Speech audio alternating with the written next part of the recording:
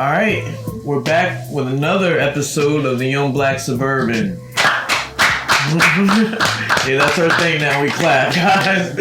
All right, and we have my co-host here, Justin Renfrow, like always, and our very special guest, Dr. Soroosh Hashemi of Hashemi Healthcare. How you doing? Doing well. Thank you for having me. Thanks for being here. Welcome. You are my primary doctor. You help me out a lot.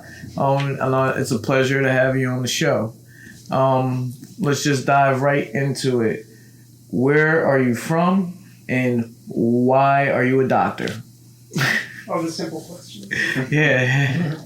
First, please let me thank you guys for having me on the show. And, I've been following you on Instagram for a while. I'm a big fan of what you guys are doing. So Thank you. Really a pleasure to be here. Thanks to the guys behind the camera. I'm from Levittown, Pennsylvania. I went to Pennsbury High School, and another one. A lot of Pennsbury. Yeah.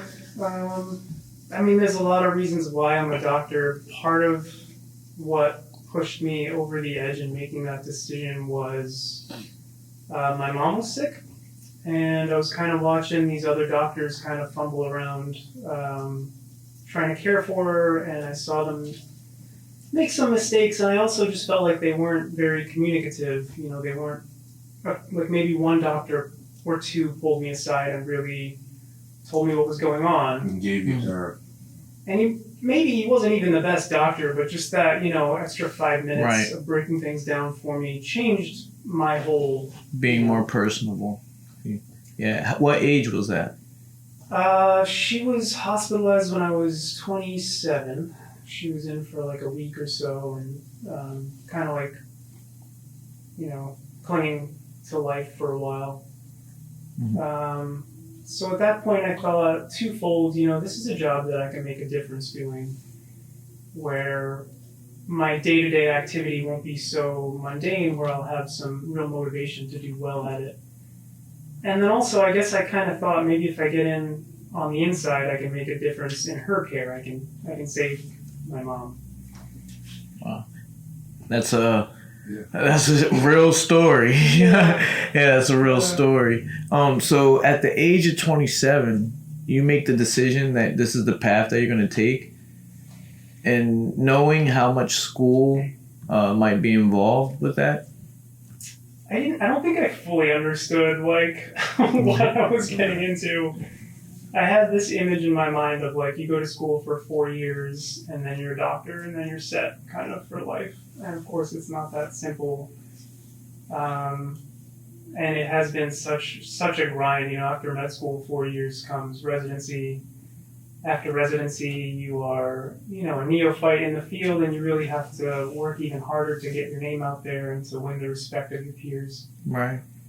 And I kind of hesitated to bring this up earlier because I didn't want to begin on a sad note, but my mom actually passed away. Sorry to hear that. During right after I finished med school. Okay. So she did have this sort of pride of my son is a doctor now, which for a Middle Eastern woman is the best thing you can do for her is be Was your goal always to have a practice, or? I didn't know what I wanted to do. There was a little practice in Levittown. Dr. Halpin was the guy's name, and he hooked us up a bunch of times. He would give us samples when we couldn't afford them, when we didn't have insurance. He took cash, and he changed my mom's life. He changed my life as a kid. So I did want to kind of be like him and be small-time independent, I guess, was my original goal. All right. In the healthcare system or whatever is a big, vast, I don't want to call it a system, because what I'm trying to explain is there's the hospital and then there's the family care doctor like you are. What do you specialize in? Yeah, well, go ahead. Yeah, so that was one thing. I had a really tough time picking a specialty because medicine isn't like, some other fields where you can just switch anytime you want. I can't go do, heart surgery next month. I can't work on the cardiac unit next month Right. and work on the oncology unit this month, So I ended up getting a board certificate in family medicine. It's kind of a little bit of everything, and as somebody who didn't have a lot of background in medicine to begin with, like most of my experience with doctors was the outpatient family physician experience. And then obviously your mother's motivation, obviously too. So for her, I probably should have been a cardiologist. But there was, a good family physician kind of knows a little bit about everything and can manage pretty much everything up to a point. So how is the relationship between you and patients? Is that something that is a grueling task, or is it something where obviously you enjoy it or you wouldn't be doing it, but how is handling that day to day? So a good doctor takes pleasure in that, in the interactions with his patients. And we have plenty of good interactions. I'm glad you enjoy it. Exactly. I enjoy it too. Good. Almost like a musician who says I feed off the audience. It's kind of like, you try and take care of yourself. Like I see you progress, and that gives me motivation to put more into our relationship as a physician and patient. Right. Being independent, having my own little office means that I get to do things on my time, as much time as I want per patient. Mm-hmm. Whereas, most healthcare systems will slot out, you have to see 20 patients a day or else. Right. You have 15 minutes per patient. Right. So my practice is more concierge style. So, I've seen you at the gym. I've seen you at your place. Right. And that really is how it was back in the day. Yeah. Physicians used to come to your house. I've actually experienced that overseas in the UK when I thought that I had the swine flu. They called over there, I think it's 999 is their emergency or whatever. And they came right to the house, like a regular doctor with a bag, did all my vitals, and gave me my prescription right there and left. It made me think about how that must have been in America when there were the doctors that lived in the neighborhood and stuff. And you're doing that 2020. Yeah. How's that in COVID? How was doing that in COVID times? It's nerve-wracking. It's a weird time to be a doctor in general. I think most people are pretty receptive to. I can do a lot more over the telephone or over Skype, or I have an actual HIPAA encrypted telemedicine video chat that I can use now. That makes it easier for everyone. Now you don't even have to. Are you still able to grasp what you need to grasp medically? One of the founding fathers of medicine was Sir William Osler. And he said, listen to the patient. He'll tell you what's wrong with him. So a majority of my medical decisions are based off of just, Doc, I'm having this difficulty breathing. I think it's asthma. My aunt has asthma. It's just like her asthma. Yeah. All right, that's probably asthma, So I can do a lot without actually laying hands on a person. And so I see your practice is in Yardley, and we're on the Young Black Suburban show. You mentioned your mom was Middle Eastern, so how is that dynamic, having your own practice in Yardley and also traveling around this suburb? How has that been as a doctor and as a Middle Eastern man, I guess? I guess I'm still not really thinking about being a minority that much. It comes up sometimes. I'd be lying if I said I didn't occasionally feel judged for my appearance in downtown posh Yardley, especially. There was a spa next door to my office when I first rented it out, and I went to go in there one day to ask about let me leave some business cards with you if your patients are ever looking for concierge med or whatever. The lady just looked at me and she was like, listen, we don't do haircuts here. Because I didn't comb my hair. I must have looked like a homeless person that day. But yeah, overall, it's a nice neighborhood. I wish I could give back to Levittown a little bit more. If I ever make it big, I'll probably put a playground out there or something. Right. Now, what are some of the obstacles of having your own, practice and doing it solely on your own? Definitely energy. Like at 37, I'm feeling even older than my actual age. Right. And I practice off of my cell phone at this point, and as nice and personal as that can be, it can also be really exhausting. Right.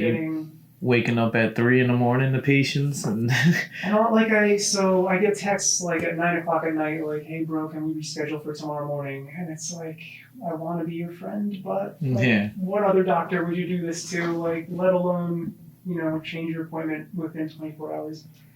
So that's a challenge. I think I might have to get a receptionist at some point. Mm-hmm.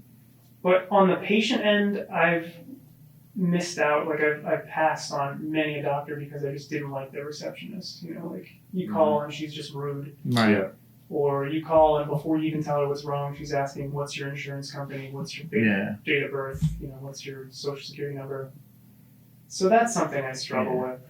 That kind of comes back to the whole reason why you became a doctor, when that other doctor was personable with you, and you're still carrying that, with you, and you expect that out of your own doctor still till this day. But the reason why I came to you in the first place is because my therapist was going to prescribe me something that I didn't want to take. So they said, get a suggestion from your doctor and see if you can find an alternative medicine. And I found the right doctor because not only could you find the right medication for me, you also were against certain types of medications. And we aligned on the same, wave path when it came to being against those types of medications. You want to elaborate a little bit on that? So I guess I'll kind of... Without going through HIPAA. Without... Well, you've given consent now. Yeah. You have consent. On the record. So first of all, I guess I want to just digress a minute to point out Hashemi Healthcare's sort of mission statement is to fill in the gaps in the current healthcare system.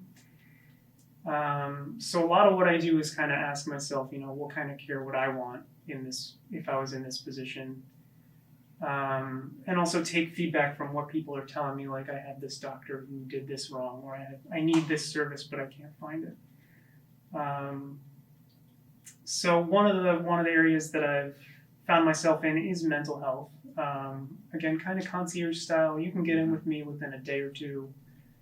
And within mental health, I feel like oftentimes patients don't feel like they're being heard. They're being told, take this pill and shut up, basically. Take this pill and feel better. Right.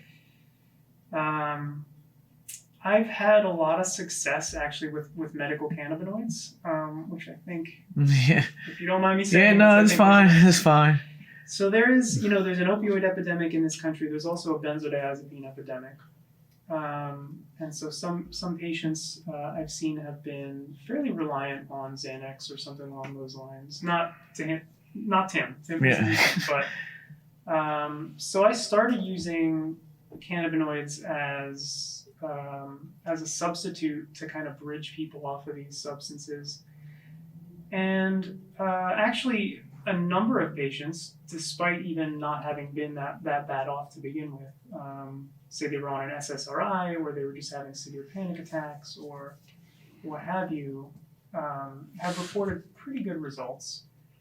I'm at the point where I'm doing a 1-year follow-up with a majority of the patients that I've seen. I've been doing this about 2 years now. And I've been pretty impressed with the kind of response I've gotten. Mm-hmm. Chronic pain patients are doing much better. Patients are getting off their opioid painkillers. Anxiety patients seem to be doing well, in part because cannabinoids you can take as needed. You can kind of dictate your own dose Mhm. instead of having to come to me every month and ask me, can I go up or down on this? You don't have to take a pill every day, which a lot of people have an aversion to. And surprisingly, I have a number of patients. So one of the fields that I work in as well is addiction medicine. I have a Suboxone program. I do some Vivitrol shots, counseling, that sort of thing. But surprisingly, I'm following up with patients from last year who describe themselves as having a substance use disorder, and a vast majority are telling me that cannabinoids have helped them improve in their relationships to their substance use disorder. Most of them are getting off of whether it was opiates or alcohol or benzos, and some just say they're better able to moderate. That I think was really interesting because the current model of addiction medicine kind of describes marijuana and cannabinoids as a gateway drug, Right. or they at least, I'd say they. All of us in Pennsbury, we had DARE. Yeah, Exactly what Dare, they yeah. taught us. Yeah. So DARE didn't work. That's No. been a proven fact. Yeah. It's like people in DARE had no benefit. Right. A lot of actually like the addiction medicine approaches have shown to be kind of equally beneficial as the next. So like going to AA versus trying really hard on your own, going to a counselor, going to inpatient rehab, doing outpatient rehab, results are pretty similar. So I'm kind of a motto of, a little more custom tailored to the patient, Yeah. whatever is working. And for me, it helps me with my many anxiety issues that I have, I attribute that to you. You changed my life in that way. Oh, thank you. That helped me a lot. And I had a conversation with somebody, and most of the things that I bring up on this show are things that actually happened, and I'm like recalling as we're talking. And they worried about the effects of cannabinoids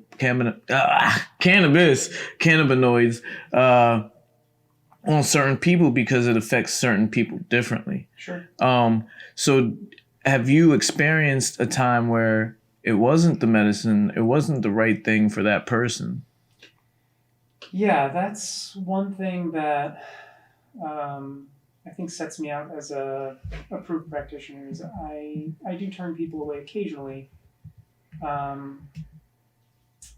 was working at a big chain of wellness centers about a year ago, and actually we ended up parting ways, even though I was actually doing pretty well. I was getting ahead in life for once, but I just felt this press to you have to give everyone a card. They paid for it, so you have to do it.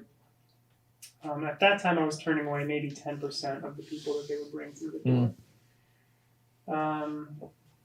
They set the stage a little bit differently. With me, it's an evaluation. If you don't qualify, it's okay. I'll give you your money back, no problem. You could probably go to that wellness center and get your card there.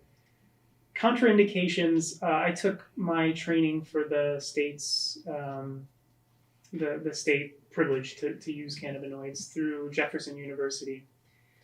They brought up this link between schizophrenia and schizophreniform disorders and cannabinoid use. Mm-hmm.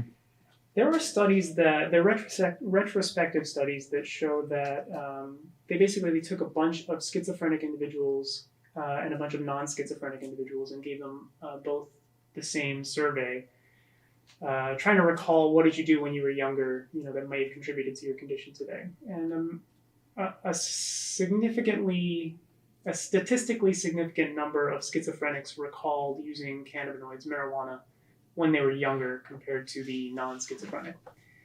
So we're not sure if it's causality. We're not saying that marijuana causes schizophrenia, but we are saying that there may be a link. Right. And so a couple patients who have schizophreniform disorders have come through my doors and told me that it actually helps them. It makes them feel better. But with a heavy heart, I told them, I can't really sign off on this knowing that, the Hippocratic Oath, number one is do no harm. So to those people, have you started doing any Delta 8 work or? They usually storm off pretty angrily, so there's not much more of a. But Delta 8's really interesting. I'm I'm glad you brought that up. That's kind of like the new thing that I've just started hearing about. Yeah, I'm getting a lot of letters and a lot of emails about it, and that was basically my next question. Are you believing the hype? Do you think it's true? Because those are the best test patients for that. For schizophrenic patients? Yeah. Oh, I didn't know that. Well, they were saying because it's the Delta 8 supposed to be missing, the what makes you paranoid and all those different psychological things that's supposed to be missing out of the Delta 8. I think there's certainly something for isolating specific cannabinoids and looking at them, for specific properties that are helpful to various conditions. I'm also, though, I've started to notice that there like you use the word hype, there is now pharmaceutical level marketing in the cannabinoid industry. Yeah, so, definitely. So one day when I was at this wellness center, I heard a representative from a dispensary who was visiting tell one of my cancer patients, like, you should try this RSO, it's proven to cure cancer. Just like a pharmaceutical, like the stereotypical like salesperson would try and push, to make a dollar. They just, what is it? Like they just need a couple of % that it works, and they can say that, right? You can say, when I asked him about it, he said, well, that's my opinion. I'm sharing my opinion. Okay. Yeah. That's why I threw him out. But yeah, no, I hope that it works, especially, the schizophrenic population is not getting the attention they deserve, and they're also not getting the medications that they deserve. Like, antipsychotics are not where they need to be. Was there anything in the study about early development use and that being a cause of schizophrenia? That was the suggestion, was the younger you're using it, the greater your risks. There's also some talk of hormonal imbalances, like cannabinoids can supposedly boost your estrogen levels. There's also this suggestion that it can cause you to do worse in school, be less motivated, less fit. That said, a number of the patients I'm following up with now... The opposite. Opposite. Surprisingly. I guess if you use it for what, it's intended for, hopefully more times than none, it'll help you. So I see you got the addiction, anxiety, medication management. So with the medication management, have you branched into any microdosing and any of those things? That's because that's a big, me being a football player, that's a big thing they're bringing up with concussions and all that, and the medication management, and they keep talking about the microdosing the mushrooms and how it's supposed to work. Yeah, that's a very good question. I have not really been able to. I think you need a special license to be involved in the psychedelic studies. Mm-hmm. I've thought about applying for it.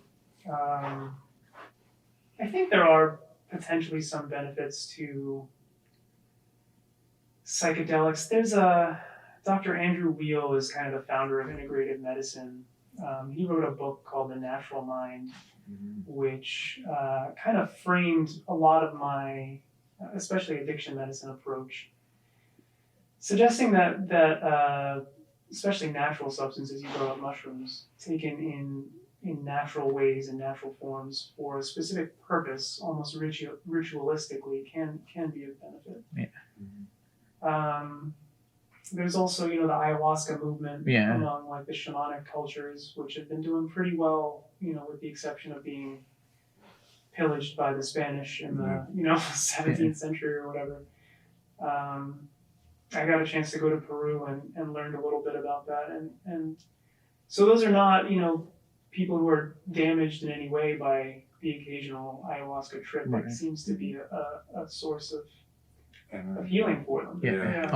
I remember listening to the radio and hearing on a news radio station that people were given psychedelics that had cancer, and they were not doing too well before, and they were prompting their mind that once they get into the trip that it's going to travel to where the cancer is.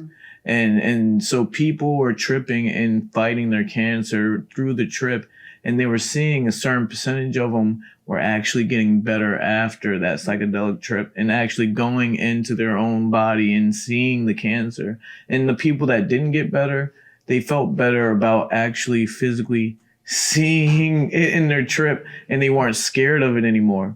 It was NPR, the news station. We're talking about NPR now. This is real. This is real. We're definitely Yeah, so taking up a level. you know, that's a I would actually like to you know, not actually do it, but learn more about psychedelics and To get Riley Cote in here. Give us the whole thing. Yeah. One author who I found really interesting was Terence McKenna. Have you heard of him? A little, just brief. He wrote Flesh of the Gods, I think, in the 60s. And he has an actual method, the McKenna method of mushrooms. 5 grams at once, which is not, it's a macro dose. That's almost like a hyperdose. Alone in silent darkness is his approach. And he thinks, number one, it may lead one to connect with whatever type of spiritual realm there is. His whole philosophy was pretty far out, that there's like another dimension and you can like travel between using certain substances. But also I think it may serve as kind of a shock, almost like electroconvulsive shock therapy or insulin therapy back in the 50s. To bring people out of an extreme, you know, depression or an extreme, you know, emotional disturbance. That said, Timothy Leary, the father of psychedelics, or the father of LSD movement, I should say, he suggested it's all about set and setting. okay. That the mood you go into a psychedelic trip with, the intention you go into it with, is going to have a lot to do with the outcome, with the actual trip itself.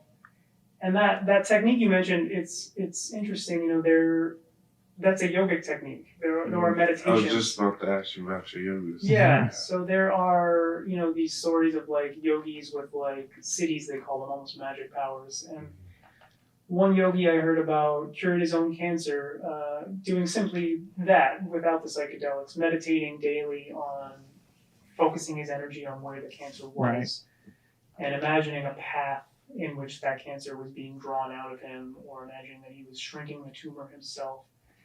And he did really well. I think he eventually did succumb to that process, but he lived a lot longer than was expected. Right. So in your prescribing, we know you do the medical marijuana cannabis side. Do you do just straight CBD? Have you prescribed just the straight up CBD?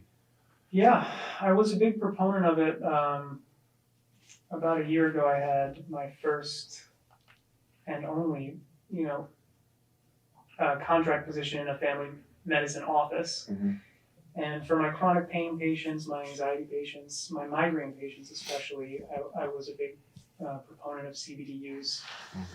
I even, you know, once or twice I had a patient come in with an acute migraine. They were looking for a Toradol shot, and ultimately I pretty much gave them all the Toradol shots. But once or twice I did try treatment with sublingual CBD and an essential oil of, I think it was peppermint or lavender or something on their wrist. I'm a fan of CBD. I think there are a lot of non-psychoactive cannabinoids in the plant that are of benefit. I think when used together, they're probably even more beneficial, kind of like, you know, You the could say difference yes from between... person. Yeah? Yeah. Yeah. So, you know, in some states, a lot of them now, cannabis is totally legal. And you can do it recreational. What are your thoughts about recreational marijuana use? I'm for it. You're for it? All right. As simple as that, right? Decisiveness needed. Yeah. I'm for regulating and legalizing the trade. I don't know what you guys were like in high school. For me, marijuana was easier to get in high school than alcohol, because there's not a guy on the corner selling it. You know, there's not a black market for alcohol. Right. And that would go away. I think that's the common argument if marijuana was government regulated. Yeah. So what got you into the yoga aspect of your life? and you've been in the gym, you've been training here, so I know you're a physical guy. But your passion when we talked was yoga. What drove you down that path?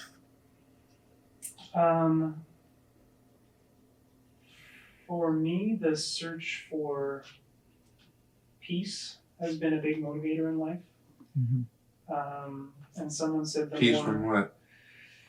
So someone said that the more peace we can cultivate inside us, the more peace there will be outside of us as well. So like Lao Tzu talks about, don't change the world, change yourself. Like that's kind of, the world just keeps getting crazier and crazier. And I just have this feeling, maybe I should just focus on finding inner peace, quieting I suffer from anxiety also, I don't mind telling you. Right. I have a bit of a temper sometimes, as you may have noticed in the gym. So yeah, I mean, I think yoga is kind of like just another tool, another distillate of, there's so many different philosophies that are based on the same thing. I think, how do we get some peace in life? How do you quiet the rat, I guess? Right.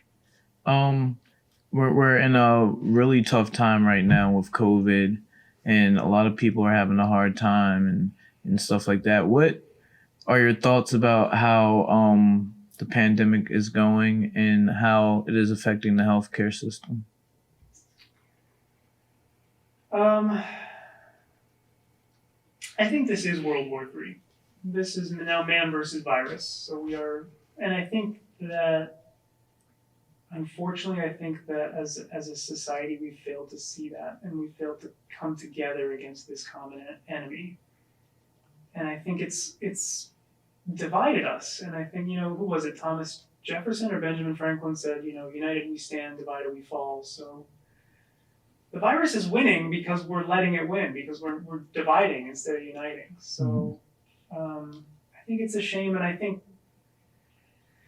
the toll it's taken on our senior citizens really breaks my heart, who are already kind of like tucked away in these nursing homes, and now they're just being wiped out. And, there are individuals suggesting, like, just let them die, just let the virus just run its course, and, the healthy young ones among us will take over the world. Yeah. So I think that's sad, because I've always had a soft spot for the elderly. I think we can win this. I think we have to come together. We have to do our part, and I don't think it's that hard. I mean, what am I saying? It is hard. I'm stir crazy. I'm lonely. Like I've been socially distancing. Yeah. I haven't seen my father, who's in his 70s, for a long time. Right. I'm gonna spend Christmas by myself. So the hot question of everybody right now: are you going to take Are you going to take the vaccine? Oh. Yo. That's a good question. If you'd asked me a month ago, I would have said no.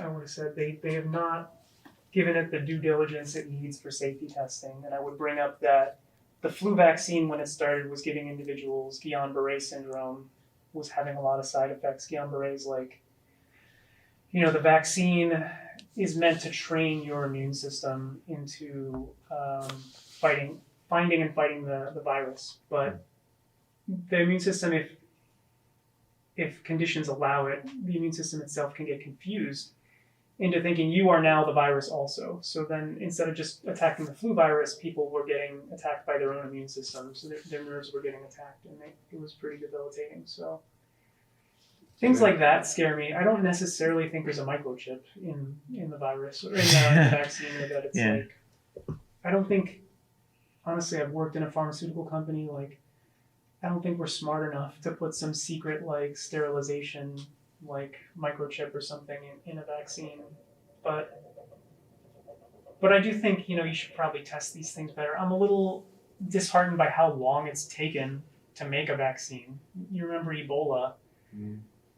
We were working on this vaccine for 10 years. As soon as it got on the American shores, we had a vaccine in a month. Yeah. Just put your foot on the gas.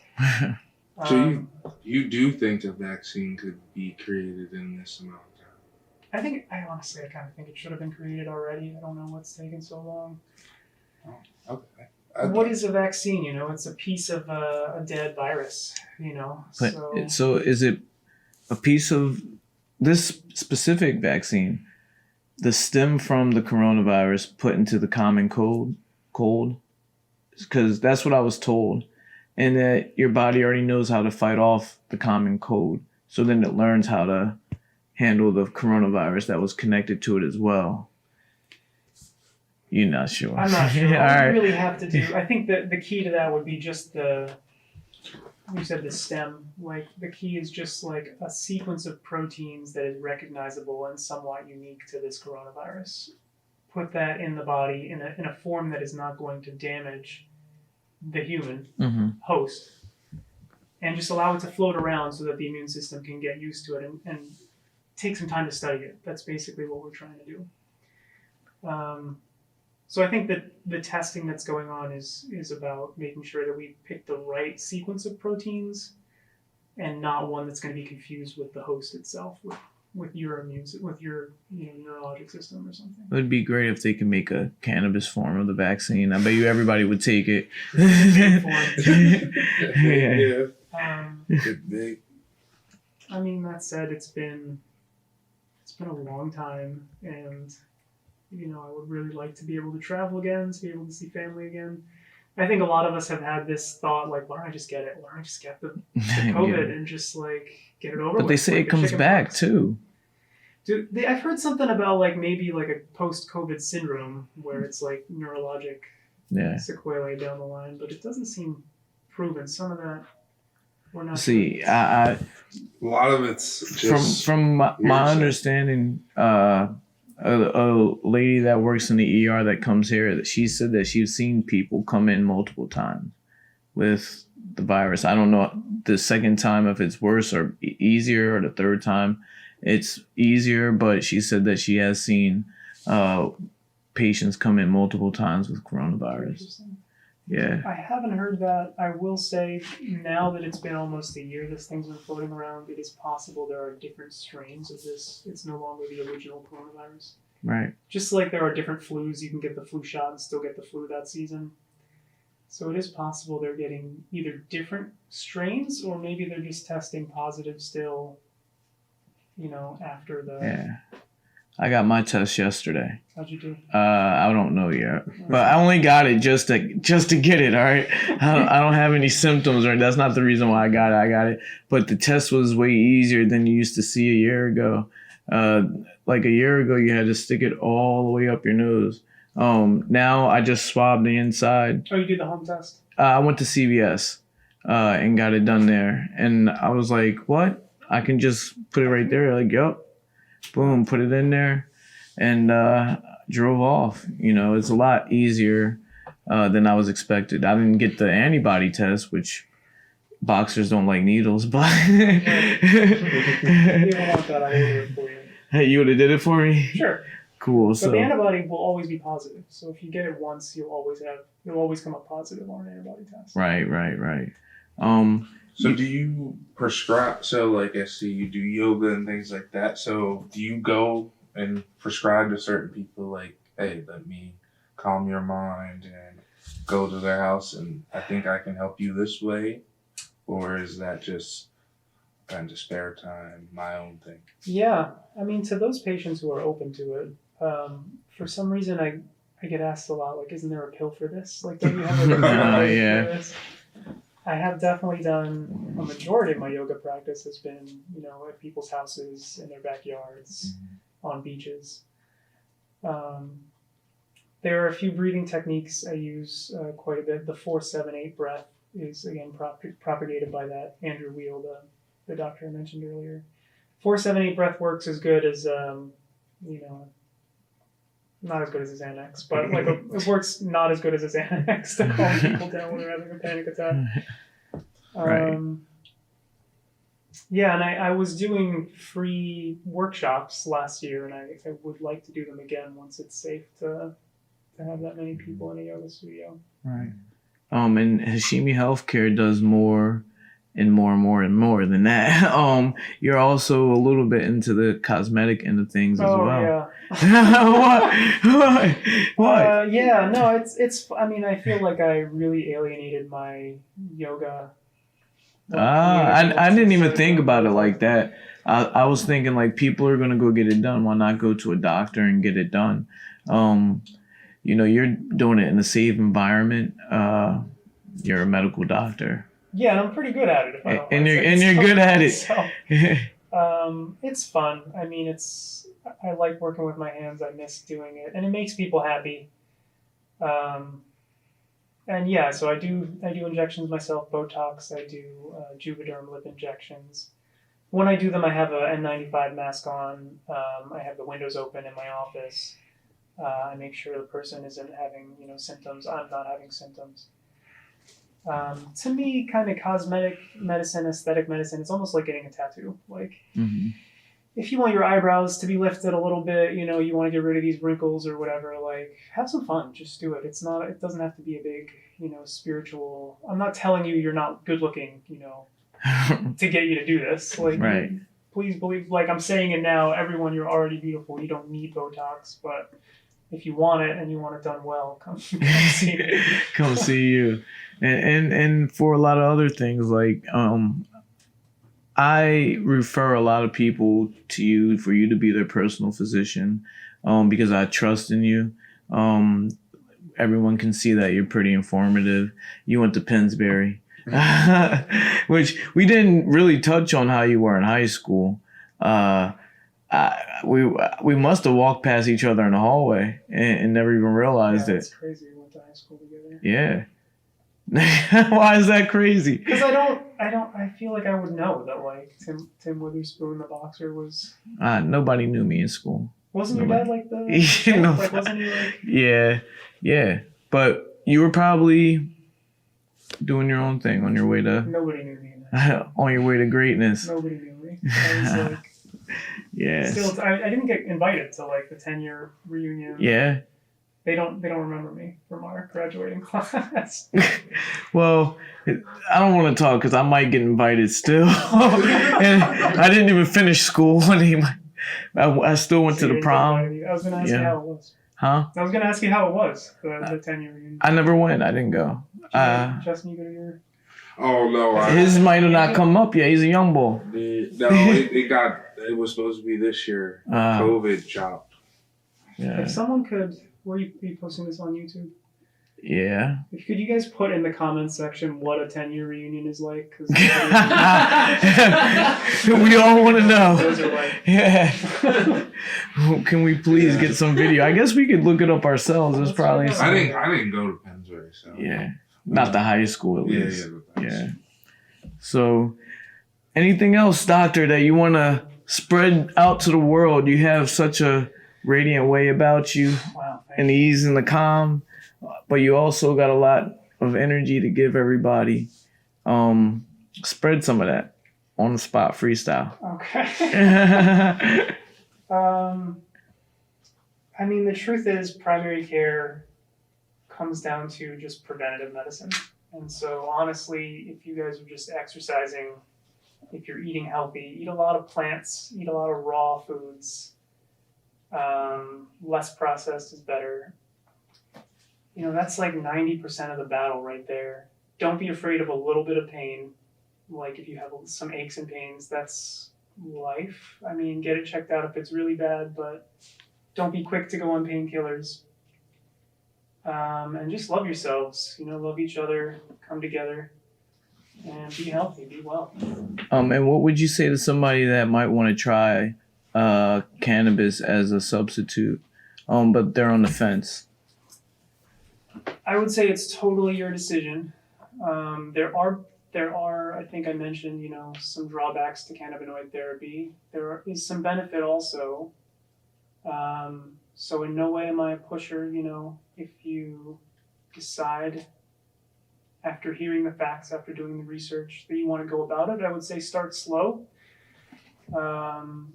Dispensaries have some less potent compounds like tinctures, especially like oils that go under your tongue, that are probably a safer starting point than hitting a vape with 90% THC or something. Do you prescribe the THC pills? What's your take on those? I don't actually do the dosing. The dispensaries have like a pharmacist on site that handles that. I'm for probably a full spectrum, use like the difference between taking a vitamin C tablet and eating an orange. The orange is better because it has everything in it, like in its natural state. So I like the full spectrum. I don't like the idea of... what is the cannabis equivalent to that? To the vitamin C. So not vitamin C, but the orange and the full pill. spectrum tincture is more like the orange, or in fact taking. You should just take it straight. Taking a flower itself, taking the bud of marijuana, grinding it up, baking it into like a cookie, and then eating the cookie, or something along those lines. Right. Versus taking a tablet, which is isolated THC. That's like just the one. Right. Compound. Chemical. Yeah. I mentioned oral intake because I do think that pulmonary damage is still a possibility, that if you're inhaling, marijuana smoke is thought to be just as harmful as tobacco smoke. Vaping, we're still not sure about. So I would say try and find routes that are safe, easier on the lungs. Right, exactly. Start slow, start low, go slow. Start low, go slow. I like that slogan. All right. So, Dr. Hashemi, you have Instagram. You want to shout out yourself? Well, our company Instagram is Hashemi Healthcare, and then my personal Instagram is Rooshtastic. We're also at www.hashemihealthcare.com. You can also Google me. He also got he brought some merch in. Yeah, we got some t-shirts. Can we open this? Open them, please. Am I the first guy to bring you a t-shirt on the show, or am I supposed to write you t-shirts first? Oh, yeah. Anybody else? No, you're the first one to bring it straight to us. Yeah, definitely. So this is me. That's how you spell it. We like gifts. Christmas. Merry Christmas. Thank you Happy very much holidays. for the shirt. Thank you guys for all you do. And one more thing, you're located. I am at 19 South Main Street in Yardley. But you will come to them. I will come to you if needed. Or you can call us, 215-715-6187. And we'll have all that on the podcast for you. This is another episode of Young Black Suburban. Justin Renfrow, Dr. Hashemi. Namaste. Appreciate it. See you next time.